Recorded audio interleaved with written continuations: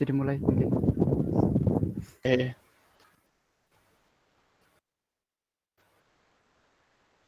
Baik. Assalamualaikum warahmatullahi wabarakatuh. Salam sejahtera untuk kita semua. Baik, di sini kami akan mempresentasikan hasil tugas-tugas kami dari materi yang pertama sampai materi yang ketujuh sebagai tugas UTS mata kuliah sistem operasi kelas E081. Baik, sebelumnya di sini kami mohon izin untuk memperkenalkan diri kami terlebih dahulu. Yang pertama, silahkan Mbak Shalum untuk memperkenalkan diri. Iya, saya Shalum Marsha Pruista dengan NPM 2008 1010244. Ya, baik. Terima kasih, Mbak Shalum. Selanjutnya saya sendiri, Hanif Alfatoni dengan NPM 2008 10100001. Selanjutnya silahkan Mas Ilham. Saya Ilham Akbar Pradana, NPM 2008 1010062. Saya Muhammad Hussein Al-Hakim, NPM 2008 1010128. Saya Kevin Austin Lumban Raja, NPM 2008 1010217. Baik. Untuk materi yang pertama, yakni bab 1 pengantar sistem operasi akan dijelaskan oleh Mbak Shalum. Saya persilakan. Oke, jadi di sini kita akan mulai di pengantar sistem operasi. Pertanyaan pertama, apakah 3 fungsi utama dari sebuah sistem operasi? 3 tujuan utama adalah 1, untuk menyediakan lingkungan bagi pengguna komputer dan untuk menjalankan program pada perangkat keras komputer dengan cara senyaman mungkin dan seefisien mungkin. Yang kedua, untuk mengalokasikan sumber daya komputer yang terpisah sesuai kebutuhan dan untuk memecahkan masalah yang diberikan dengan seadil-adilnya dan seefisien mungkin. Yang ketiga, sebagai program kontrol, yakni memiliki 2 fungsi utama, antara lain yang satu, mengawasi jalannya program oleh pengguna untuk mencegah kesalahan dan penggunaan komputer yang tidak tepat. Yang kedua, manajemen operasi dan kontrol dengan perangkat I/O atau input-output.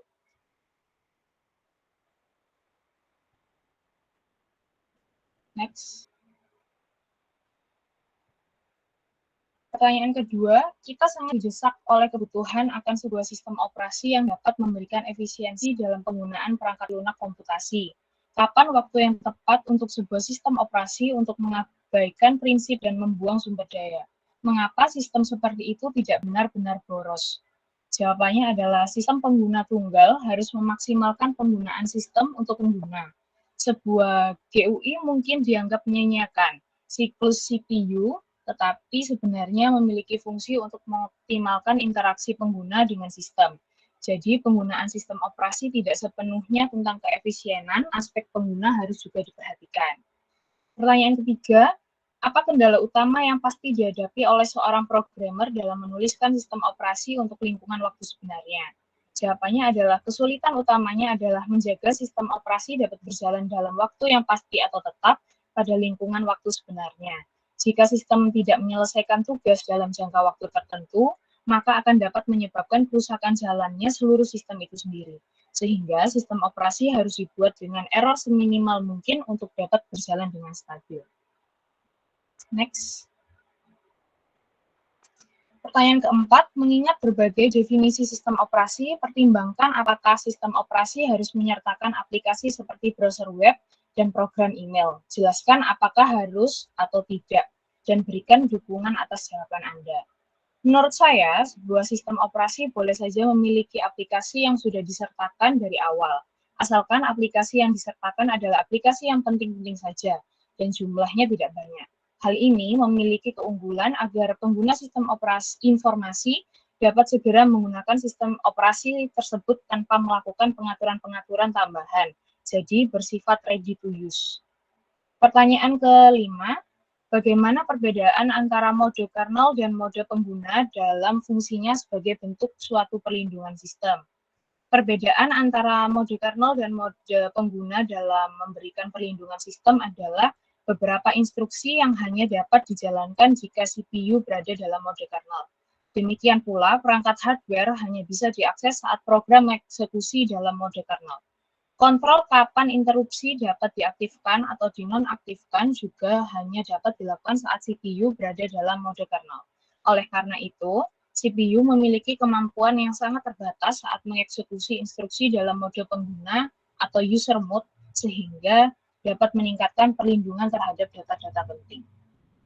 Next. Yang keenam, manakah instruksi berikut yang harus diprioritaskan? A. Menetapkan nilai timer. B. Membaca clock. 3. Membersihkan memori. Yang keempat, membuat instruksi perangkat. Kelima, mematikan interupsi. Yang keenam, mengubah entry dalam device status table. Ketujuh, beralih dari mode pengguna ke mode kernel. Yang kedelapan, mengakses perangkat input atau output. Jawabannya, instruksi yang harus diprioritaskan adalah menetapkan nilai timer, menghapus memori, mematikan interupsi, mengubah entry dalam device status table, dan mengakses perangkat I atau O. Instruksi yang lainnya dapat dilakukan dalam mode pengguna user mode. Selanjutnya. Yang ketujuh, beberapa komputer awal melindungi sistem operasi dengan menempatkannya di partisi memori yang tidak dapat dimodifikasi oleh pekerjaan pengguna atau sistem operasi itu sendiri. Jelaskan dua kesulitan yang menurut Anda dapat muncul dengan skema seperti itu. Jawabannya adalah data yang diperlukan oleh sistem operasi seperti kata sandi, kontrol akses, informasi akuntansi, dan sebagainya tidak boleh disimpan sembarangan atau dilewatkan pada memori yang tidak terlindung sehingga dapat diakses oleh pengguna yang tidak berwenang. Yang kedelapan, beberapa CPU menyediakan lebih dari 2 mode operasi. Apakah dua kemungkinan penggunaan beberapa mode ini? Jawabannya, meskipun kebanyakan sistem hanya membedakan antara mode pengguna dan kernel, beberapa CPU telah mendukung beberapa mode. Beberapa mode dapat digunakan untuk menyediakan kebijakan keamanan yang detail. Misalnya, daripada membedakan antara mode pengguna dan kernel saja, Anda dapat membedakan antara berbagai jenis mode pengguna. Mungkin pengguna yang tergabung dalam grup yang sama dapat mengeksekusi kode satu sama lain. Mesin akan masuk ke mode tertentu ketika salah satu pengguna ini menjalankan sebuah kode. Saat mesin berada di dalam mode ini, seorang anggota grup dapat menjalankan kode milik orang lain dalam grup. Kemungkinan lain adalah memberikan perbedaan yang berbeda dalam kode kernel. Misalnya, mode tertentu dapat memungkinkan driver perangkat USB untuk berjalan. Ini berarti bahwa perangkat USB dapat diservis tanpa harus beralih ke mode kernel, sehingga pada dasarnya memungkinkan driver perangkat USB untuk berjalan dalam mode kuasai atau pengguna kernel. Yang kesembilan, pengukur waktu dapat digunakan untuk menghitung waktu saat ini. Berikan deskripsi singkat tentang bagaimana hal ini dapat dicapai. Jawabannya, suatu proses dapat menyimpan status lokal dan mengatur waktu. Proses tersebut kemudian dapat ditangguhkan oleh OS. Setelah timer berlalu, interupsi akan membangunkan program berdasarkan waktu saat ini yang disimpan oleh proses sebelum ditangguhkan dan waktu saat ini ketika proses dibangkitkan dapat mengubah.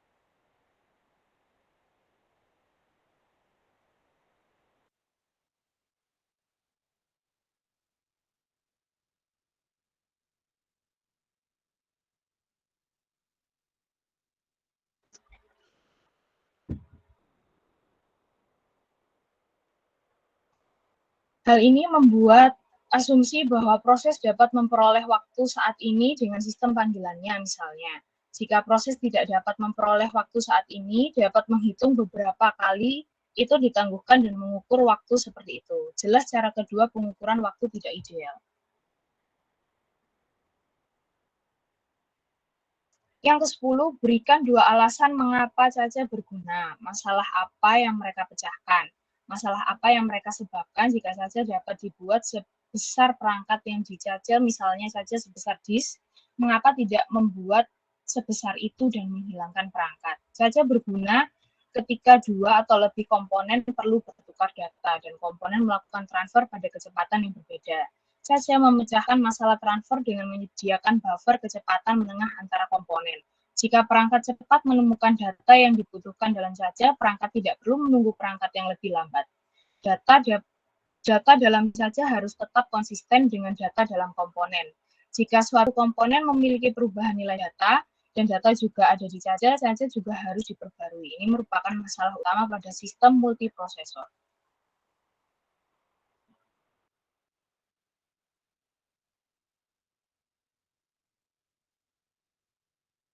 Baik, terima kasih penjelasannya dari Mbak Salumarsa tentang bab 1. Untuk selanjutnya, bab 2 akan saya jelaskan, yakni tentang operating system service atau layanan pada operating system. Yang pertama, yakni apa tujuan dari panggilan sistem. Panggilan sistem ini juga bisa kita kenal dengan system calls. Ada banyak panggilan sistem yang berbeda. Adapun tujuan dari masing-masing panggilan sistem tersebut adalah yang pertama yakni open. Panggilan sistem membuka atau open digunakan untuk menyediakan akses ke file dalam sistem. Lalu panggilan sistem ini mengalokasikan sumber daya ke file dan menyediakan pegangan yang digunakan untuk proses yang merujuk ke file. Sebuah file dapat dibuka oleh beberapa proses pada saat yang sama atau dibatasi untuk satu proses saja. Ini tergantung dari bagaimana organisasi file dan sistem file itu dibuat. Next. Panggilan sistem yang kedua yakni read atau baca. Panggilan sistem baca digunakan untuk mengakses data dari file yang disimpan pada sistem file. File akan dibaca dan diidentifikasi oleh deskriptor file dan harus dibuka menggunakan open sebelum dapat dibaca. Jadi urutannya kita harus membukanya file tersebut terlebih dahulu, baru dibaca oleh read ini. Lalu yang ketiga yakni write atau tulis data. Panggilan sistem write ini digunakan untuk menulis data dari buffer pengguna ke perangkat seperti file. Panggilan sistem ini adalah salah satu cara untuk menghasilkan data dari suatu program. Misalkan kita sudah menuliskan data, maka data tersebut akan digunakan untuk file yang lain. Gitu. Jadi data ini akan disimpan dalam jumlah byte untuk menulis dari buffer. Di sini juga dicantumkan ilustrasi dari berbagai macam tipe panggilan dalam sistem. Next. Panggilan sistem yang keempat yaitu close atau tutup atau menghentikan. Panggilan sistem ini digunakan untuk menghentikan akses ke sistem file. Jadi file yang sudah tidak diperlukan lagi oleh program, maka akan dihentikan aksesnya ke dalam sistem file. Yang kelima yakni panggilan sistem wait atau tunggu. Dalam panggilan sistem wait ini, suatu proses mungkin akan menunggu proses lain sebelum dilakukan eksekusi. Jadi akan menciptakan proses turunan serta pelaksanaan proses yang menunggu induknya sampai turun ke proses lain untuk dieksekusi. Sehingga proses yang lain akan perlu menunggu setelah proses induk itu telah terselesaikan. Next. Yang keenam yakni fork atau garpu ya. Garpu dalam hal ini adalah panggilan sistem untuk membuat proses yang merupakan salinan dari diri mereka sendiri. Tujuannya yaitu untuk menciptakan proses turunan tadi. Jadi untuk menciptakan proses turunan, proses akan membuat salinan dari proses sebelumnya atau proses induknya. Kemudian akan dieksekusi proses turunannya. Yang ketujuh yakni panggilan sistem out atau keluar. Digunakan untuk mengakhiri dari program setelah dieksekusi. Dalam lingkungan multithread ini berarti bahwa eksekusi thread selesai. Sistem operasi merebut kembali sumber dayanya sehingga proses ini menyebabkan panggilan sistem keluar atau out. Yang kedelapan yakni panggilan sistem kill atau mematikan. Digunakan untuk mengirim sinyal penghentian ke proses yang mendesak proses untuk keluar. Kill ini tidak selalu berarti membunuh dan juga memiliki berbagai makna. Next.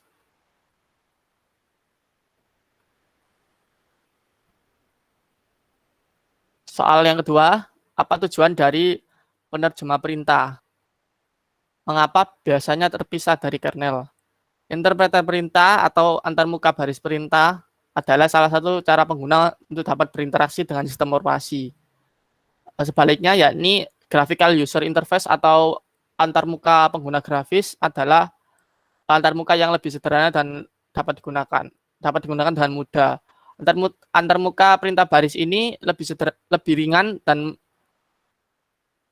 tujuannya adalah untuk memahami dan mengeksekusi perintah yang kemudian diubah menjadi sebuah panggilan sistem.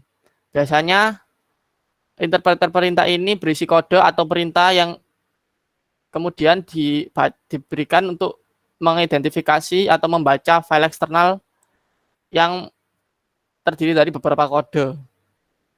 Yang salah satu keistimewaan dari antarmuka baris perintah ini adalah pengguna dapat langsung memasukkan perintah ke dalam bentuk teks baris dan akan langsung dilaksanakan oleh sistem operasi.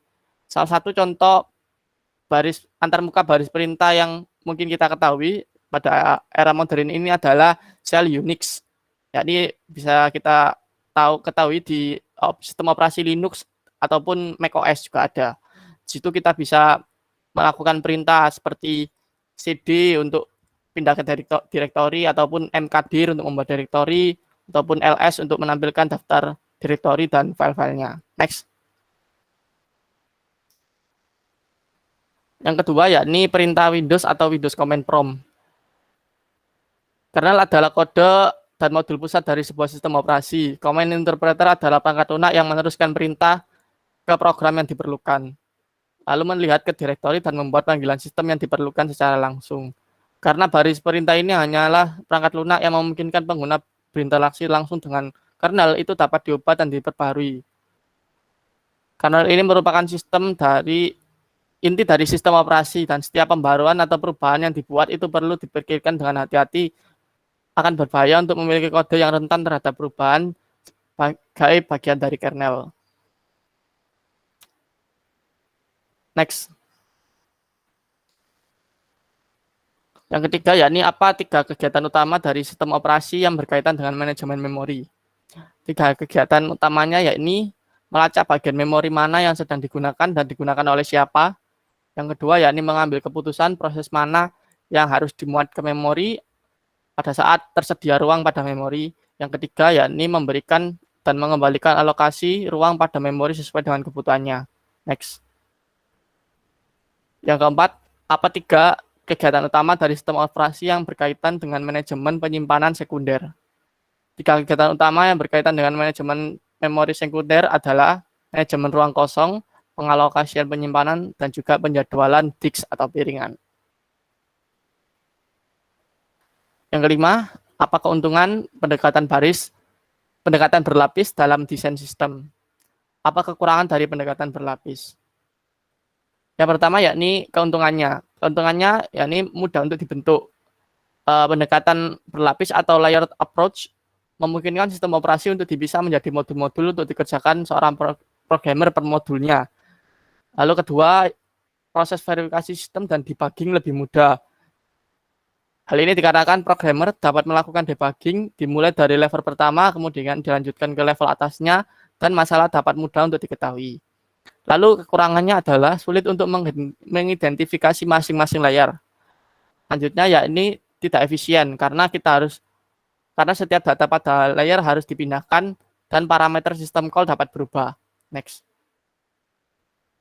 Yang keenam, yakni sebutkan 5 layanan yang disediakan oleh sistem operasi dan jelaskan bagaimana masing-masing layanan menciptakan kenyamanan bagi pengguna.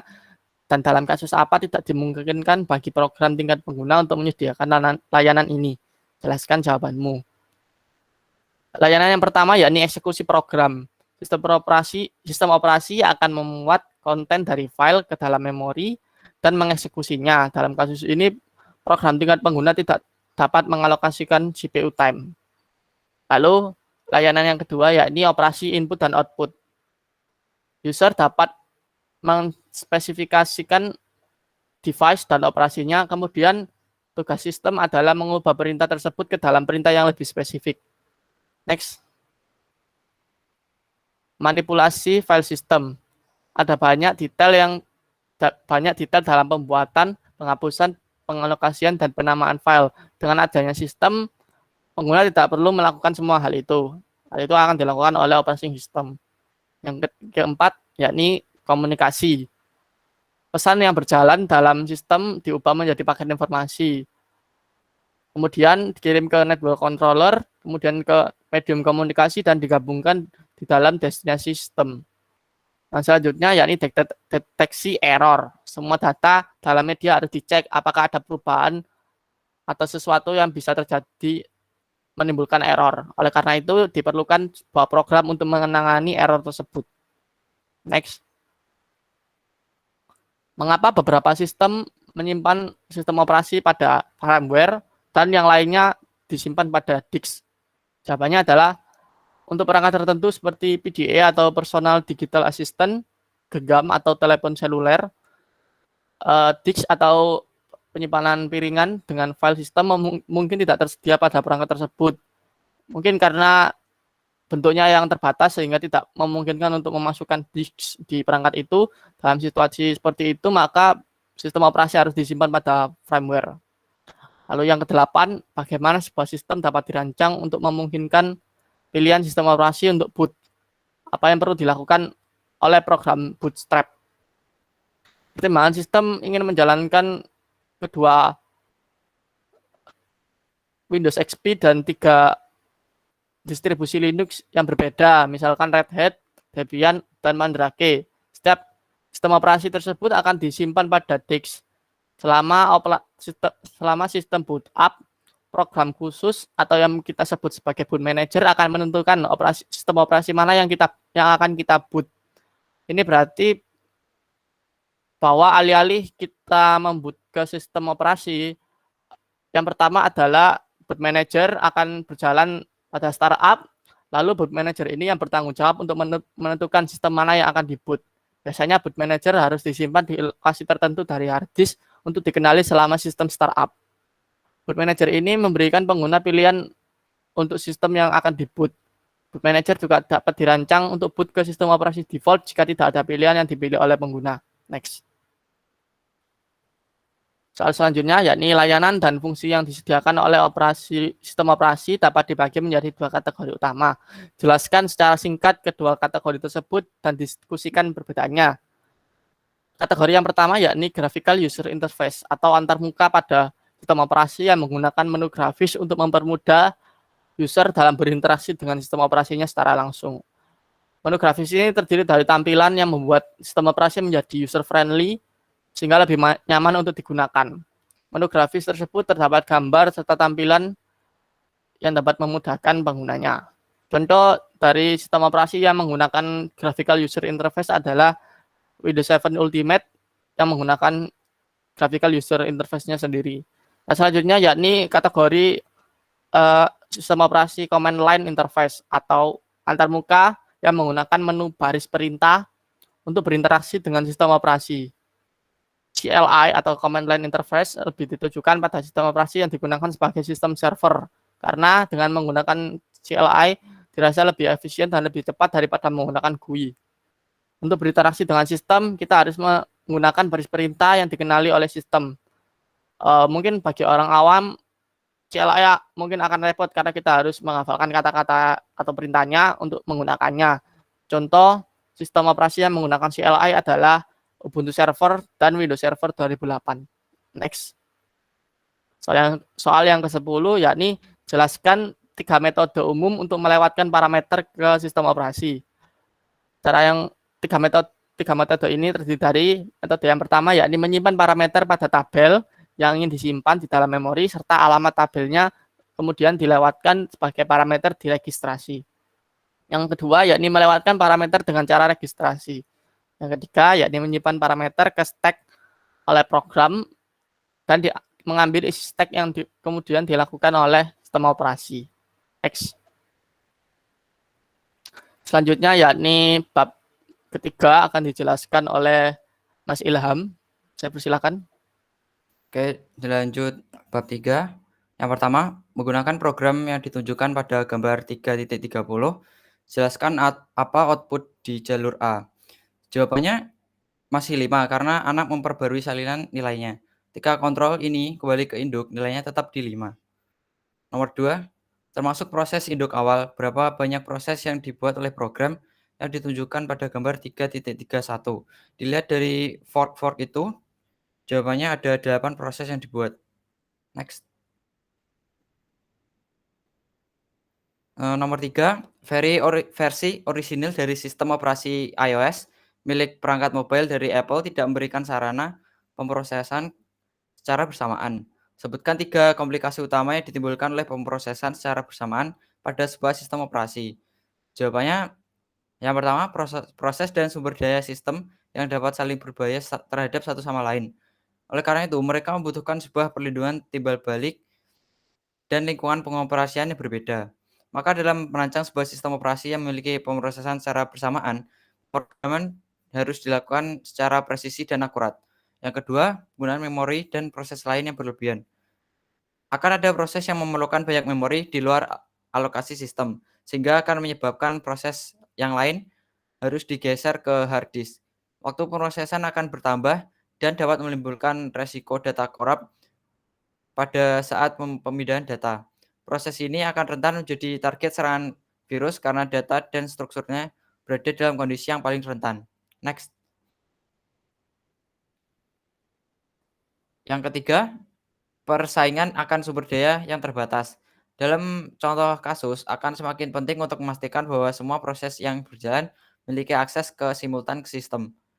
Satu-satunya cara untuk memastikan hal ini terjadi adalah dengan menggunakan bagian waktu, sehingga Anda harus fokus pada proses yang berjalan sekaligus memastikan bahwa Anda tidak membiarkan CPU dan kernel berjalan sendirian. Mungkin nanti peralihan antara satu proses ke proses berikutnya dapat menyebabkan overhead pada sistem, lalu meningkatkan komplikasi yang dapat ditimbulkan oleh pemrosesan secara bersamaan. Next. 4. Prosesor Sun Ultra Spark memiliki beberapa set register. Jelaskan apa yang terjadi ketika peralihan konteks terjadi jika konteks baru telah dimuat ke salah satu set register. Apa yang terjadi jika konteks baru berada dalam memori daripada berada dalam set register dan semua set register telah digunakan? Jawabannya, proses pada set register CPU saat ini dibuat untuk menunjuk pada set register yang mengandung konteks baru, di mana proses ini membutuhkan waktu yang singkat. Jika konteks berada dalam memori, salah satu dari konteks dalam set register harus dipilih dan dipindahkan dalam memori. Kemudian konteks yang baru harus dimuat dari memori ke dalam set register. Proses ini membutuhkan waktu yang sedikit lebih lama pada sistem yang memiliki satu set register, tergantung pada bagaimana konteks yang akan dipilih.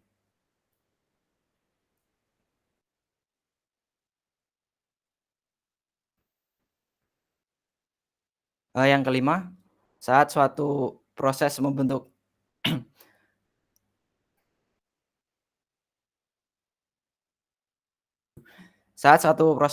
proses baru menggunakan operasi fork, manakah state berikut yang dibagi antara proses induk dan proses anak? A. Stack, B. Heap, C. Shared memory segment. Jawabannya, hanya shared memory segment yang dibagi antara proses induk dan proses anak dalam fork. 6. Pertimbangkan semantik exactly once sehubungan dengan mekanisme RPC. Apakah algoritma untuk menerapkan semantik ini dijalankan dengan benar meskipun pesan ACK yang dikirim kembali ke klien hilang karena masalah jaringan? Jelaskan urutan pesan dan diskusikan apakah exactly once masih dipertahankan. Jawabannya, semantik exactly once memastikan bahwa prosedur remorse akan dieksekusi tepat sekali dan hanya sekali. Algoritma umum memastikan ini menghubungkan skema pengakuan atau ACK gabungan dengan stempel waktu. Next. Strategi umumnya adalah agar klien mengirim RPC ke server dengan timestamp. Lalu klien juga mulai timeout clock. Lalu kemudian NS klien menunggu salah satu dari dua kejadian. Satu, menerima ACK dari server yang menunjukkan bahwa prosedur jarak jauh telah dilakukan atau timeout. Klien mungkin tidak menerima ACK karena salah satu dari dua alasan. Satu, RPC asli tidak pernah diterima oleh server. Atau dua, RPC diterima dengan benar dan dijalankan oleh server tetapi ACK hilang. Next.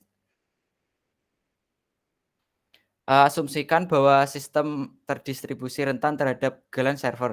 Mekanisme apa yang diperlukan untuk menjamin semantik tepat sekali untuk eksekusi RPC? Jawabannya, server harus melacak informasi dalam penyimpanan yang stabil, seperti log disk. Mengenai operasi RPC, apa yang diterima, apakah operasi tersebut berhasil dilakukan, dan hasil yang terkait dengan operasi saat terjadi kerusakan server adalah diterima. Server dapat meriksa apakah RPC telah sebelumnya dilakukan, dan karena itu menjamin semantik tepat sekali untuk pelaksanaan RPC. Next. Jelaskan tindakan yang diambil oleh kernel untuk beralih konteks antar proses. Yang pertama, 1. Menanggapi interupsi jam. OS menyimpan PC dan menunjuk tumpukan pengguna dari proses yang sedang dijalankan, lalu mentransfer kontrol ke jam kernel penanganan interupsi. Yang kedua, pengendali interupsi jam menyimpan register ke lainnya, serta register lainnya dalam keadaan mesin, seperti keadaan register titik mengambang dalam proses PCB. Yang ketiga, OS memanggil scheduler untuk menentukan proses selanjutnya yang akan dieksekusi. Yang keempat, OS kemudian mengambil status proses selanjutnya dari PCB-nya, lalu memulihkan register. Operasi pemulihan ini membawa prosesor kembali ke keadaan yang proses ini sebelumnya terganggu. Next. 9. Buatlah pohon proses yang mirip dengan gambar 3.7 untuk mendapatkan informasi proses Unix atau sistem Linux. Gunakanlah perintah PSAL. Gunakan perintah PS untuk mendapatkan informasi lebih lanjut tentang PS command. Pengelola tugas pada sistem Windows akan menyediakan ID proses induk, tapi alat monitor proses tersedia dari technet.microsoft.com. Menyediakan alat pohon proses. Jawabannya, pohon prosesnya bisa dilihat di gambar ini. Next. Nomor 10. Jelaskan peran proses init atau sistem pada sistem Unix dan Linux sehubungan dengan penghentian proses.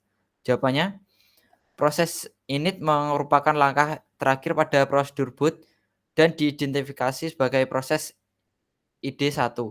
Init bertanggung jawab untuk memulai proses sistem. Init biasanya dimulai dari getty yang menunggu layar login dan menandakan proses shell seorang user. Pada saat shutdown, init mengontrol urutan dan proses untuk shutdown. Proses init merupakan proses user dan bukan proses sistem kernel, meskipun dijalankan sebagai root, serta init tidak pernah shutdown. Next, dilanjut bab 4. Baik, terima kasih Mas Ilham atas penjelasannya bab 3. Selanjutnya akan dilanjutkan bab 4 oleh Mas Husen. Saya persilahkan. Selanjutnya ada bab 4 yaitu thread dan concurrency. Soal 1, berikan 3 contoh pemrograman di mana multithreading memberikan kinerja yang lebih baik daripada solusi single threading. Jawabannya, A. Server web yang melayani setiap permintaan dalam thread terpisah. B. Aplikasi paralel seperti perkalian matriks, di mana bagian yang berbeda dari matriks dapat dikerjakan secara paralel. C. Program GUI interaktif seperti debugger, di mana thread digunakan untuk memantau input pengguna. Thread lain mewakili aplikasi yang sedang berjalan, dan thread ketiga memantau kinerja.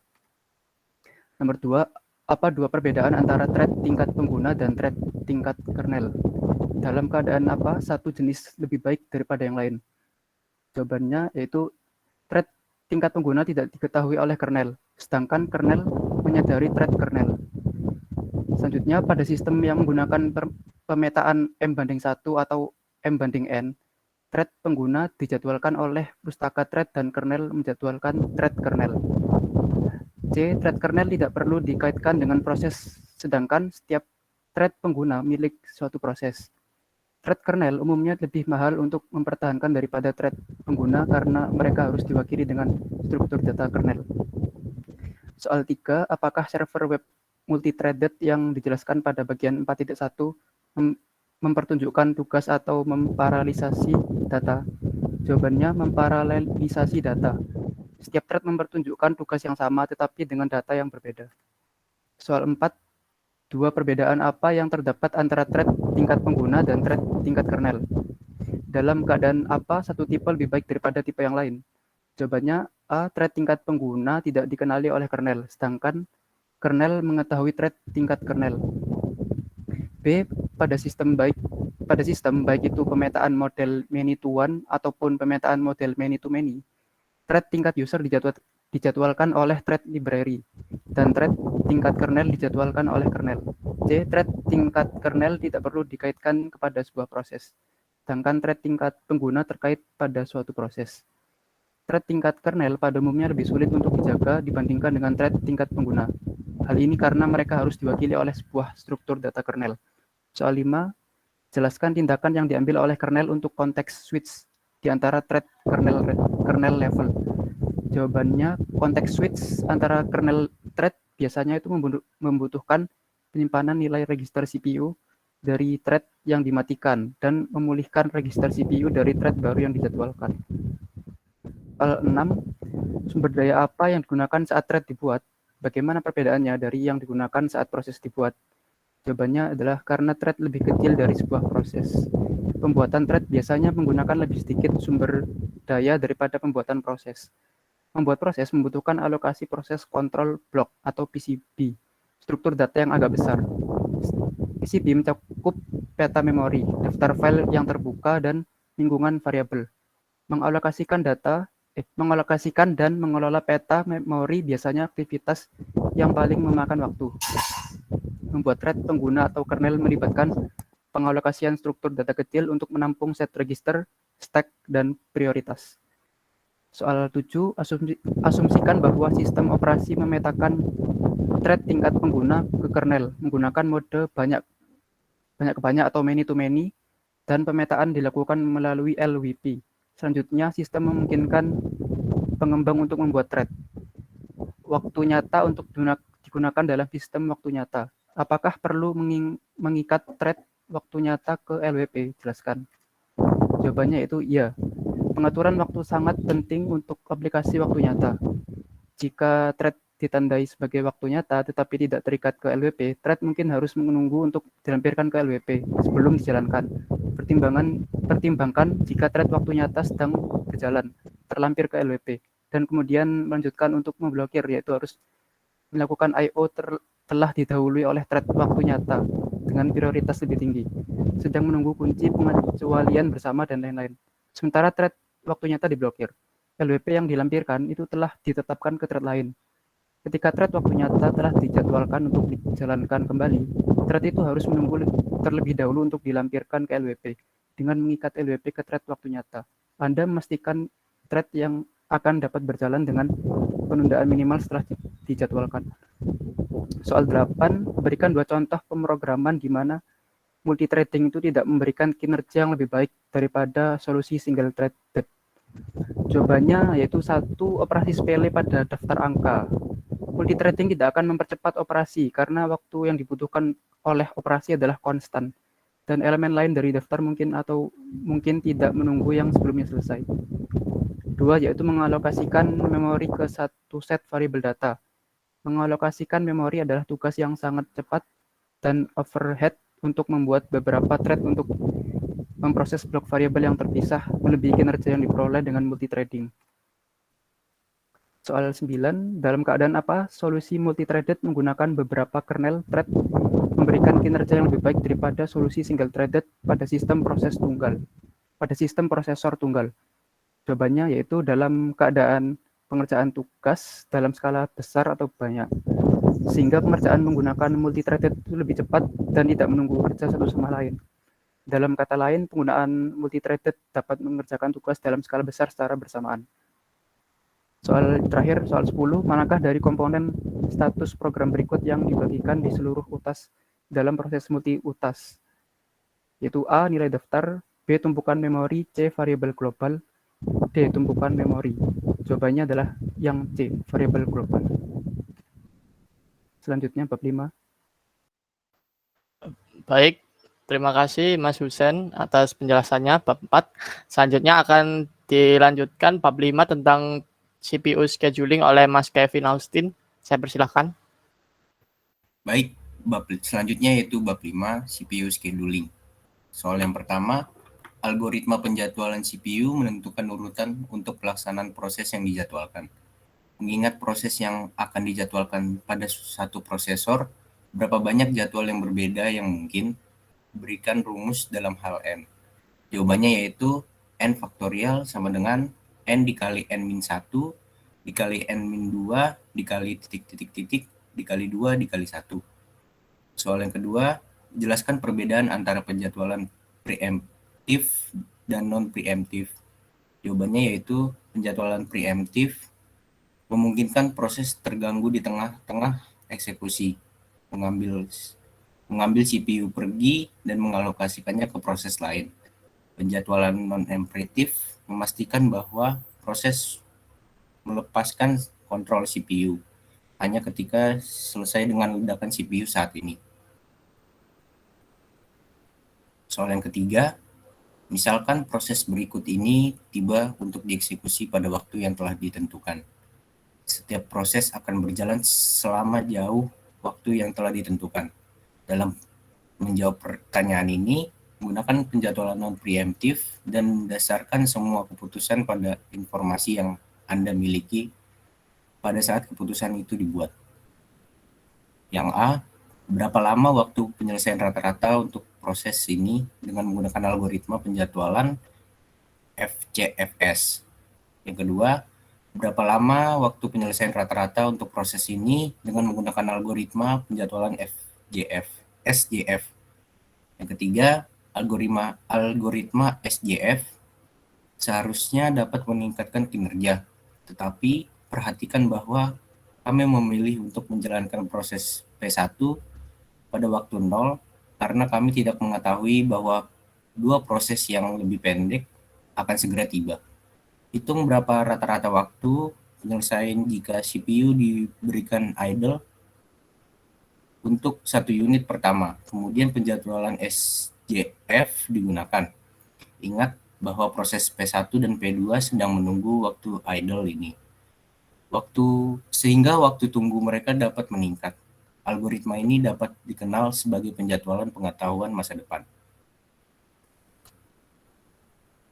Jawabannya yang pertama, waktu penyelesaian rata-rata untuk menggunakan algoritma penjadwalan FCFS yaitu 10,53 milidetik. Yang kedua, waktu penyelesaian rata-rata menggunakan algoritma penjadwalan SJF yaitu 9,53 milidetik.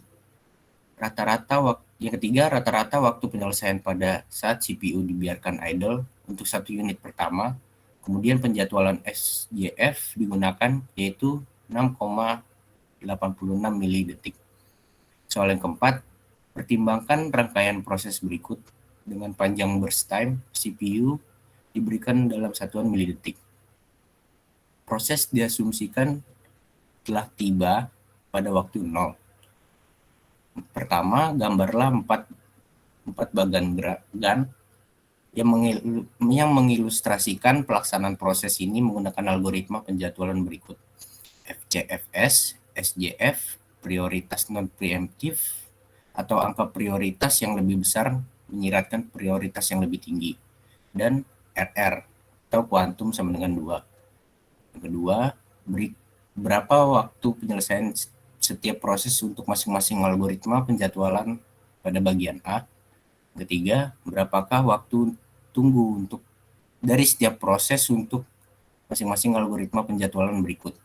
Yang terakhir, algoritma manakah yang menghasilkan waktu tunggu rata-rata minimum untuk semua proses. Jawabannya bisa dilihat di gambar berikut. Next. Yang kelima, proses berikut dijadwalkan menggunakan algoritma penjadwalan round robin preemptif. Setiap proses diberikan prioritas numerik dengan angka yang lebih tinggi menunjukkan prioritas relatif yang lebih tinggi. Selain proses yang tercantum di atas, sistem juga memiliki idle task atau yang tidak menggunakan sumber daya CPU dan penjadwalan CPU diidentifikasi sebagai P idle. Tugas ini memiliki prioritas 0 dan dijadwalkan setiap kali sistem tidak memiliki proses lain yang disediakan untuk dijalankan. Panjang kuantum waktu dalam satuan adalah 10 satuan.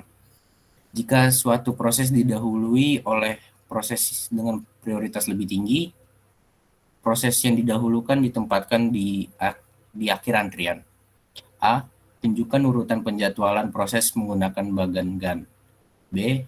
Berapa waktu untuk menyelesaikan untuk setiap proses? C. Berapa waktu tunggu untuk setiap proses? D. Berapa tingkat pemanfaatan CPU?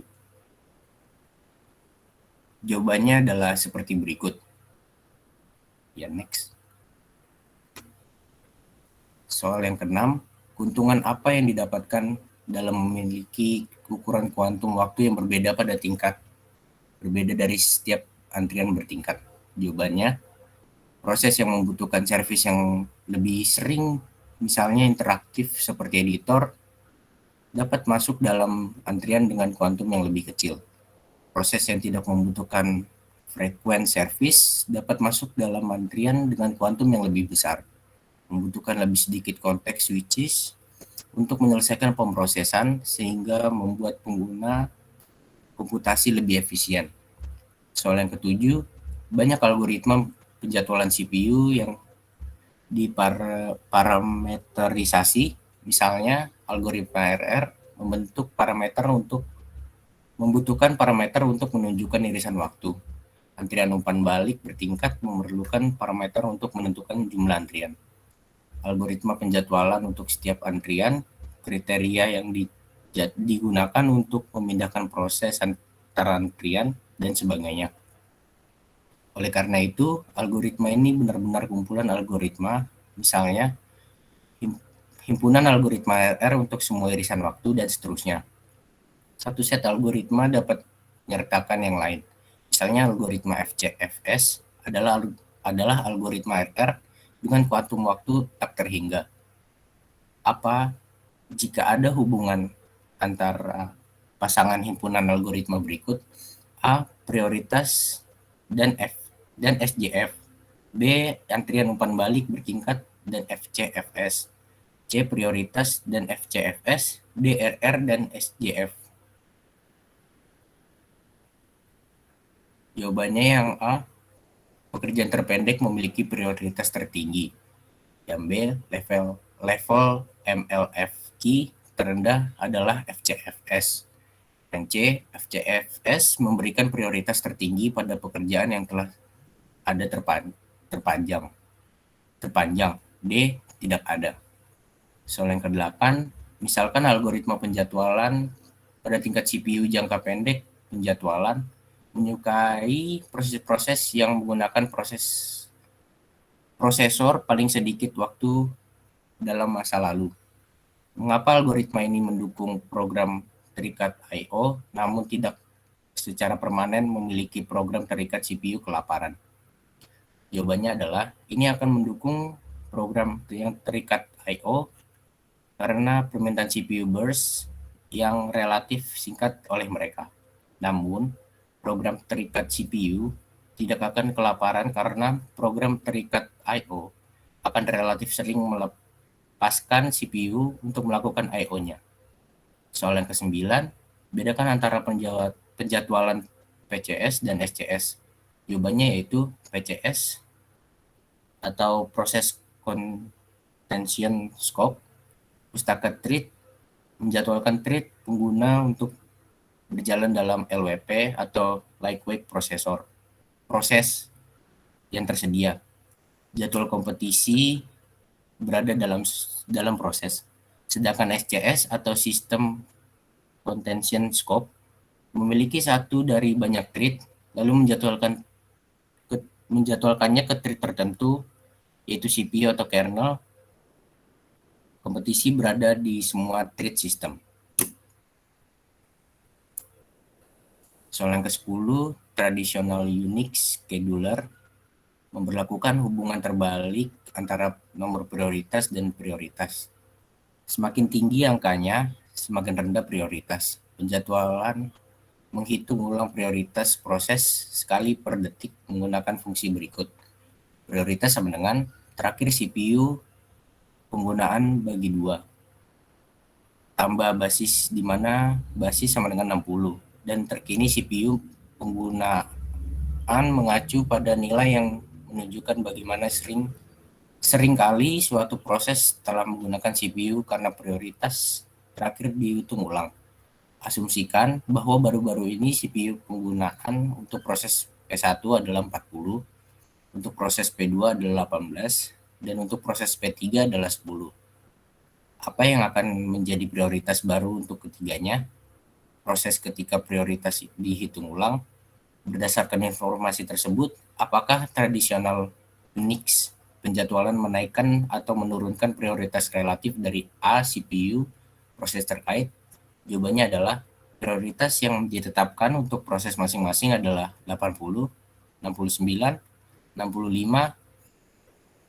Penjadwalan menurunkan prioritas relatif dari proses terkait CPU.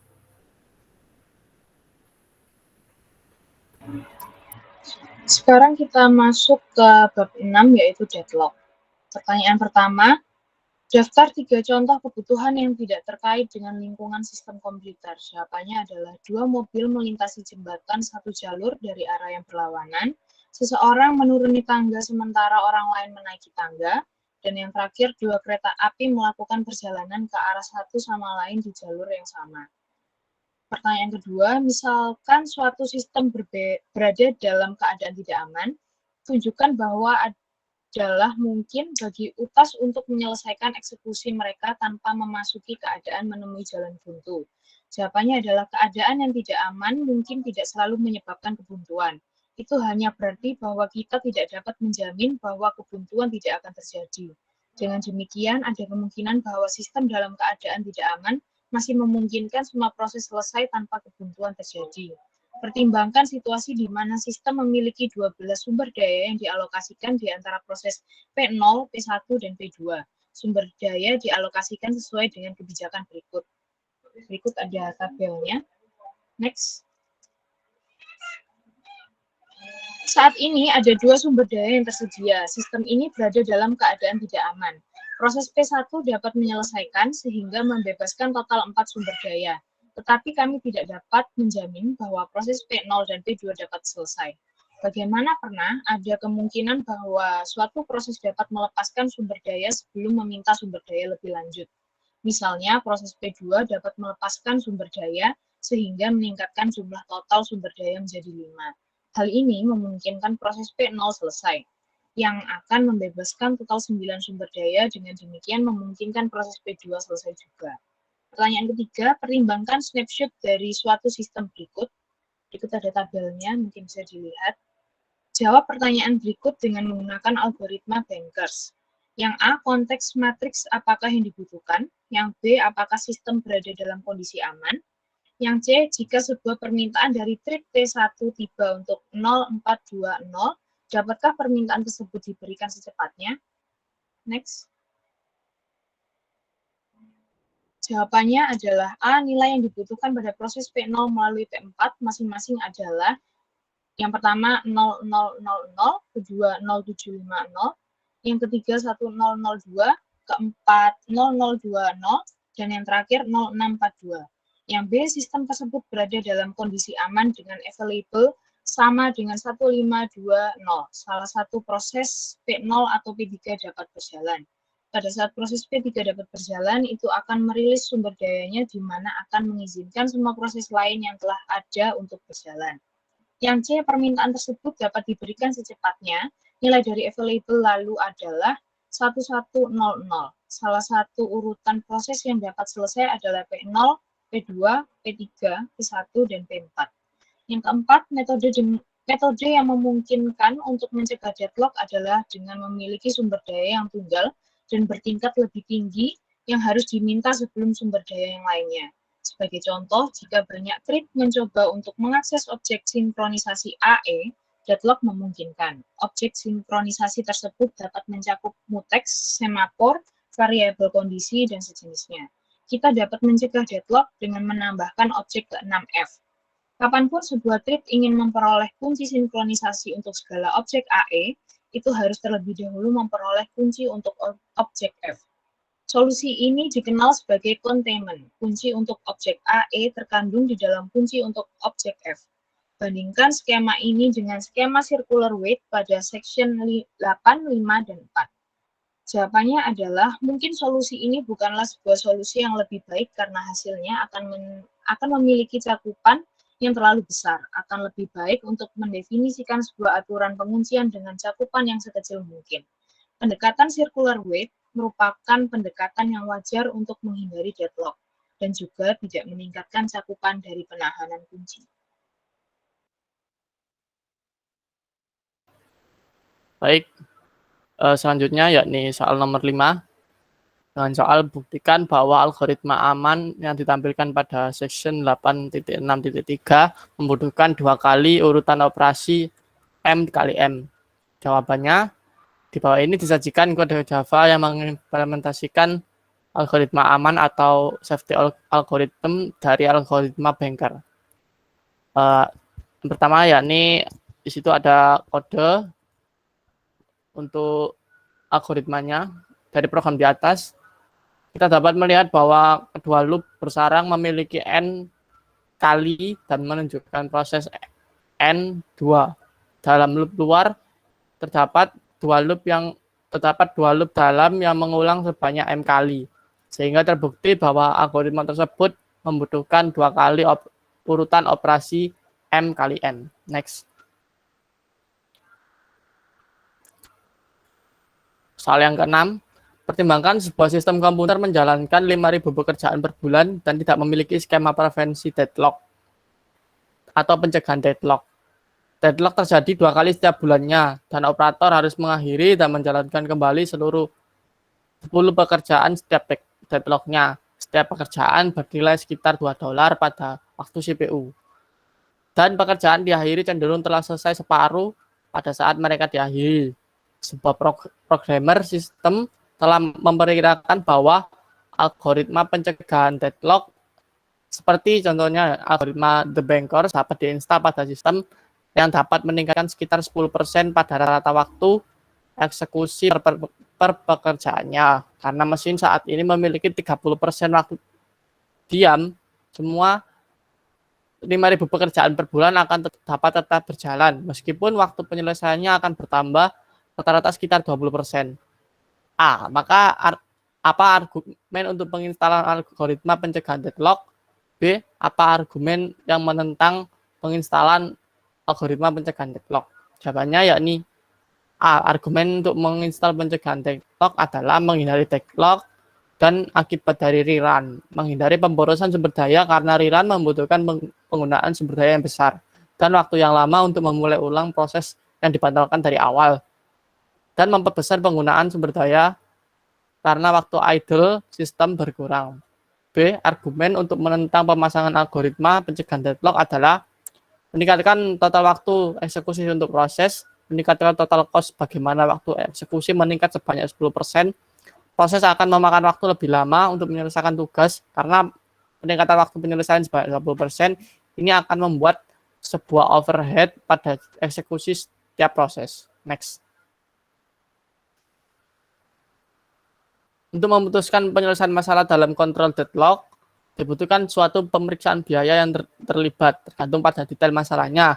Ada soal dinyatakan bahwa beban komputasi memiliki biaya sekitar $10.000 per bulan dalam waktu komputasi. Dan bahwa sekitar 20 pekerjaan yang masing-masing menggunakan $1 dalam waktu CPU, dihentikan per bulan. Hal ini berarti bahwa jika deadlock tidak dikendalikan akan membutuhkan biaya sekitar $20 per bulan.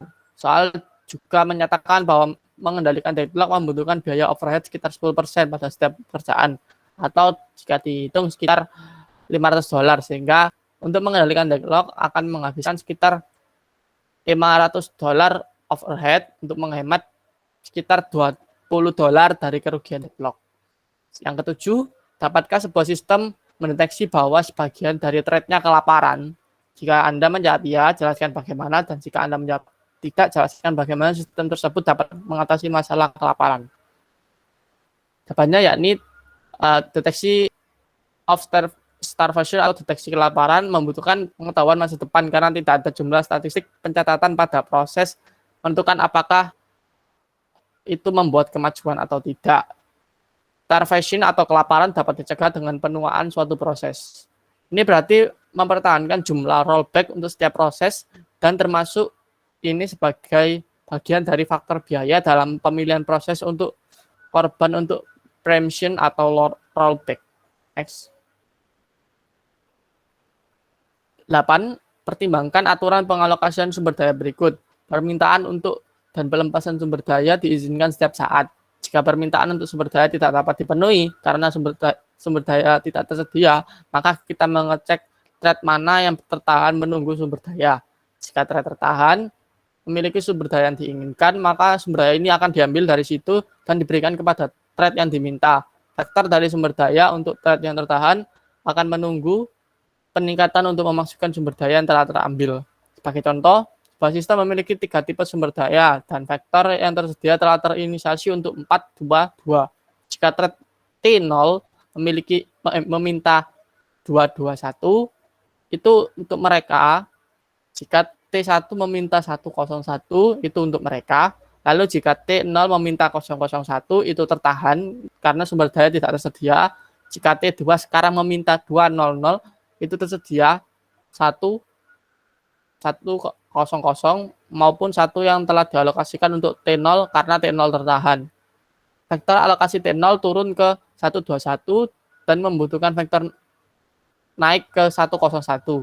A. Dapatkan vektor terjadi. Jika Anda menjawab iya, berikan contohnya. Jika Anda menjawab tidak, rincikan kondisi penting yang mana yang tidak akan terjadi.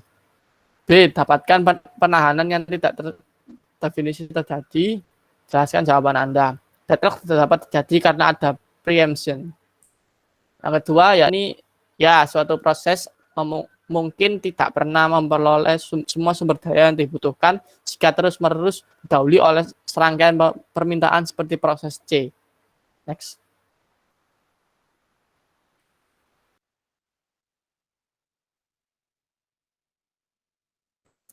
Selanjutnya, nomor 9. Pertimbangkan snapshot dari sebuah sistem berikut ini. Dengan menggunakan algoritma Bankers, tentukan apakah iya atau tidak setiap kondisi berikut tidak aman.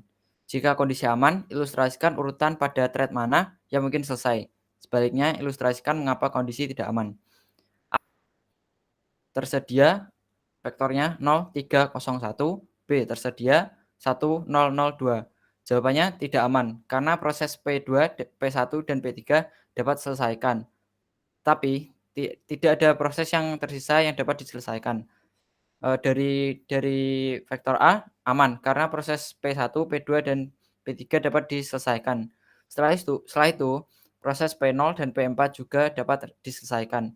Yang B aman juga karena proses P1, P2, dan P3 dapat diselesaikan. Setelah itu proses P0 dan P4 juga aman dapat diselesaikan. Next. Seandainya Anda telah membuat kode algoritma aman pencegahan deadlock yang menentukan apakah sebuah sistem itu dalam kondisi aman atau tidak, dan sekarang telah diminta untuk mengimplementasikan algoritma pendeteksi deadlock. Dapatkah Anda melakukan hanya dengan menggunakan kode algoritma aman, lalu mendefinisikan ulang maksimal I sama dengan weighting I plus allocation I, di mana weighting I adalah vektor yang menspesifikkan sumber daya untuk setiap thread I yang menunggu, dan allocation I sebagai definisi pada section 8.6.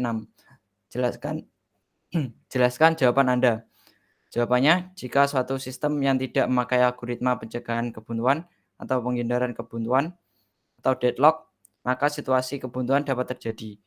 Sistem dapat menyediakan sebuah algoritma yang dapat memeriksa keadaan sistem untuk menentukan apakah deadlock telah terjadi. B. Algoritma untuk memulihkan keadaan dari deadlock. Ini menggunakan matriks N kali M. Jika matriks IJ sama dengan K, maka thread TI dapat meminta paling banyak kasus K tipe sumber daya RJ. Next.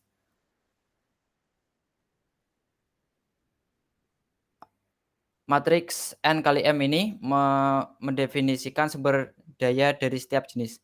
Jumlah sumber daya dari setiap jenis. Saat ini dialokasikan untuk setiap thread. Jika alokasi IJ sama dengan K, maka utas atau thread TI saat ini dialokasikan K contoh dari jenis sumber daya RJ. Matriks N kali M menunjukkan kebutuhan sumber daya yang tersisa dari masing-masing thread. Jika perlu IJ sama dengan K, maka thread TI mungkin memerlukan lebih banyak contoh tipe sumber daya RJ untuk menyelesaikan tugasnya. Jika deadlock sering terjadi, maka algoritma deteksi harus sering dipanggil. Sumber daya yang dialokasikan ke thread yang menemui jalan buntu atau deadlock akan menganggur sampai kebuntuan dapat dipecahkan. Selain itu, jumlah utas yang terlibat dalam siklus kebuntuan atau deadlock dapat tumbuh. Next. Selanjutnya, bab 7 main memory. Nomor 1, sebutkan dua perbedaan antara alamat logis dan fisik. Jawabannya, alamat logis tidak mengacu pada alamat yang sebenarnya. Sebaliknya, ini mengacu pada alamat abstrak dalam ruang alamat abstrak. Bandingkan ini dengan alamat fisik yang mengacu pada alamat fisik yang sebenarnya ada dalam memori. Alamat logis dihasilkan oleh CPU dan diterjemahkan ke dalam alamat fisik oleh Unit Management Memory atau MMU. Oleh karena itu, alamat fisik dihasilkan oleh MMU. Yang kedua, mengapa ukuran halaman selalu kekuatan 2 atau pangkat dari 2? Jawabannya, ingat bahwa paging diimplementasikan dengan mencegah alamat menjadi halaman dan nomor offset. Hal ini paling efisien untuk memecah alamat menjadi bit halaman X dan bit offset Y daripada melakukan aritmatika pada alamat untuk menghitung nomor halaman offset. Karena setiap posisi bit mewakili pangkat 2, membagi alamat antara bit menghasilkan ukuran halaman yang merupakan pangkat dari 2. Next.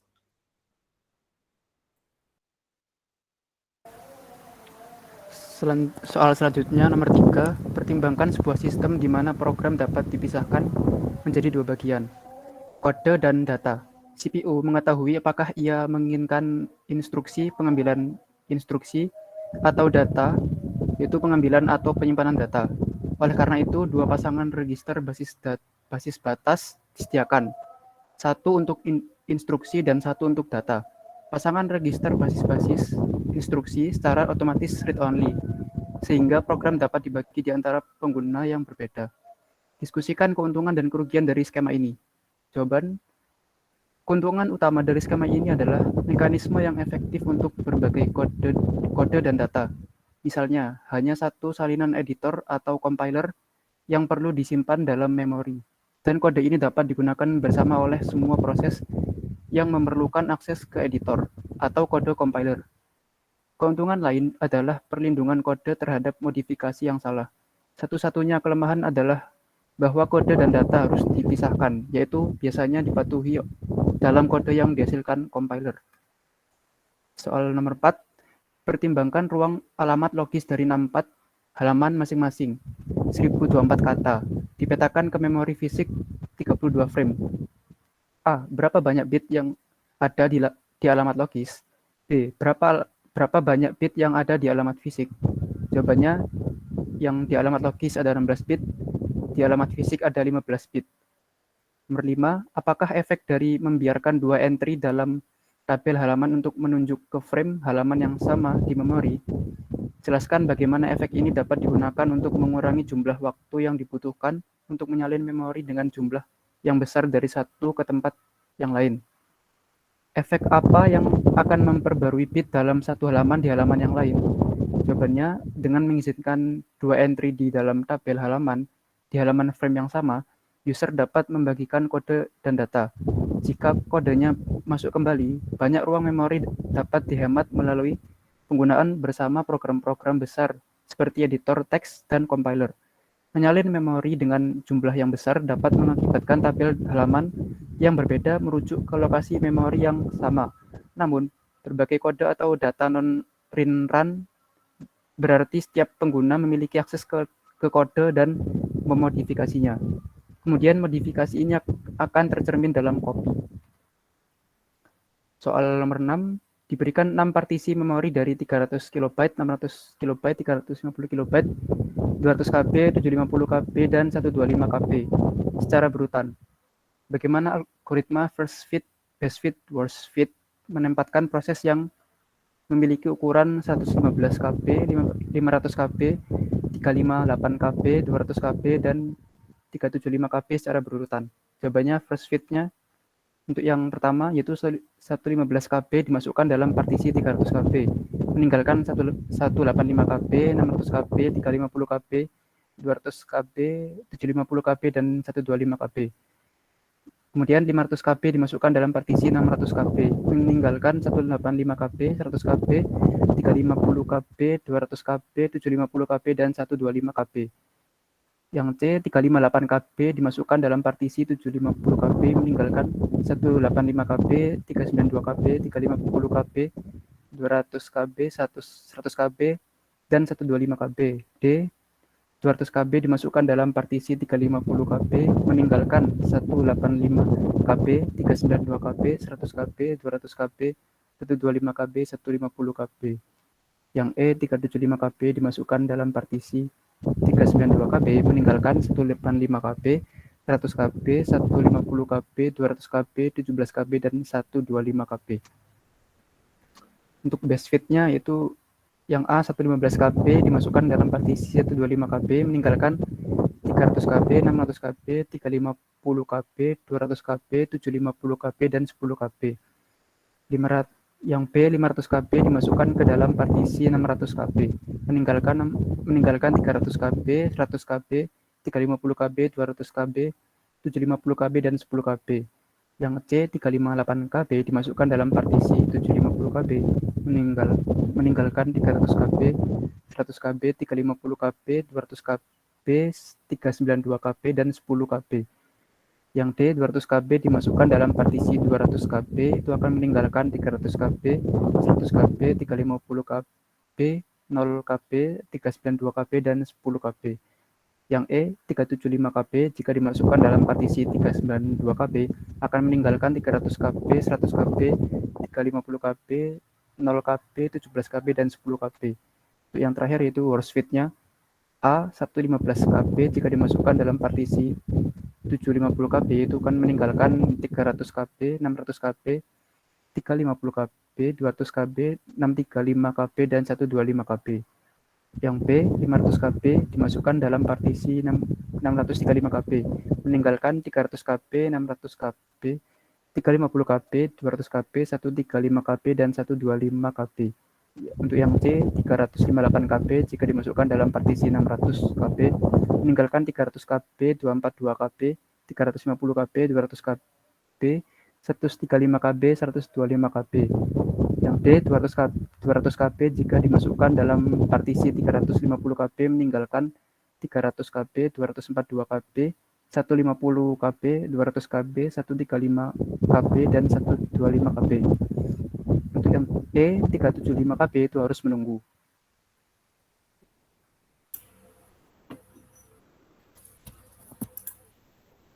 Selanjutnya nomor 7. Dengan asumsi ukuran halaman 1 KB, berapakah nomor halaman dan offset untuk referensi alamat berikut? Sediakan sebagai angka desimal. Yang A, 3085, B, 42095, C, 21521, D, 650000, E, 200001. Jawabannya yang A, halamannya adalah 3, offsetnya yaitu 13. Yang B, halamannya yaitu 41 dan offsetnya yaitu 111. Yang C, halamannya 210, offsetnya yaitu 161. Yang D, halamannya 634 dan offsetnya yaitu 784.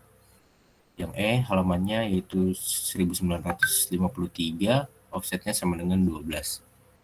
Yang ke-8, sistem operasi BTV memiliki alamat virtual 21 bit, namun pada perangkat tertanam tertentu, ia hanya memiliki alamat fisik yaitu 16 bit. Ini juga memiliki ukuran halaman 2 KB. Berapa banyak entry yang ada di masing-masing berikut? A, tabel halaman satu tingkat konvensional. B. Tabel halaman terbalik. Berapa jumlah maksimum memori fisik dalam sistem operasi BTV? Jawabannya yaitu tabel halaman satu tingkat konvensional akan memiliki 210 sama dengan 1024 entry. Tabel halaman terbalik akan memiliki 25 sama dengan 32 entry. Jumlah maksimum memori fisik adalah 216 sama dengan 65536 atau setara dengan 64 KB. 9. Pertimbangkan ruang alamat logis 256 halaman dengan ukuran halaman 4 KB. Dipetakan ke memori fisik 64 frame. A. Berapa banyak bit yang diperlukan dalam alamat logis? B. Berapa banyak bit yang diperlukan dalam alamat fisik? Jawabannya yaitu yang A. Jumlah halaman 256 sama dengan 2 pangkat 8 halaman 12 tambah 8 sama dengan 20 bit. Jumlah yang dibutuhkan di alamat logis adalah 20 bit. Yang B, 64 frame sama dengan 2 pangkat 6 frame, 12 ditambah 6 sama dengan 18 bit. Jumlah yang dibutuhkan di alamat fisik adalah 18 bit. 10. Pertimbangkan sistem komputer dengan alamat logis 32 bit dan ukuran halaman 4 KB. Sistem mendukung hingga 512 MB memori fisik. Berapa banyak entry yang ada di masing-masing berikut? A. Tabel halaman satu tingkat konvensional. B. Tabel halaman terbalik. Jawabannya yang A. Dalam tabel halaman satu tingkat konvensional. Jadi kita membutuhkan 12 dari alamat logis 32 bit untuk odds. Kemudian kita memiliki 32 dikurang 12 sama dengan 20 bit tersisa untuk nomor halaman. Oleh karena itu 220 sama dengan 1048576 entry. B. Tabel halaman terbalik. Ukuran ruang alamat fisik sama dengan tidak dari bangkai X ukuran bangkai, di mana ukuran bingkai sama dengan ukuran halaman. Di halaman secara umum jumlah bingkai sama dengan jumlah halaman. Di halaman terbalik hanya jumlah bingkai dikali 212. Jadi jumlah bingkainya sama dengan 229 per 212 sama dengan 217. Jumlah entry sama dengan 217 sama dengan 131.072 per 124 sama dengan 128.000 entry.